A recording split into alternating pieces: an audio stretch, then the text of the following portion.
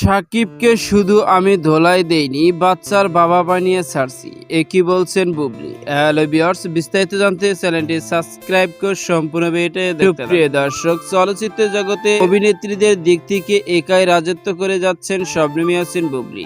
বর্তমানে একাধিক সিনেমা কাজে ব্যস্ত, মাঝে মধ্যে সাকিব খানের ইস্যু নিয়ে বেশ আলোচনা সমালোচনার মধ্যে পড়েন। ঠিকই তেমনি আবারও সমালোচনা তৈরি করলেন শবনম ইয়াসমিন বুবলি। সাম্প্রতিক এক সাক্ষাৎকারে উপস্থিত হয়েছিলেন শবনম বুবলি। সেখানে সাকিব খানের প্রসঙ্গে তিনি বলেন, সাকিবকে শুধু আমি ধোলাই দেইনি, বাচ্চার বাবা বানিয়ে ছাড়ছি। অর্থাৎ সাকিব খানকে আমি বিশ্বাস করে ভালোবেসেছি, বিয়ে করেছি এবং পুত্র সন্তানও জন্ম দিয়েছি। সাকিব খান কতটা আমাকে ভালোবাসে সেটা আপনারাই দেখুন।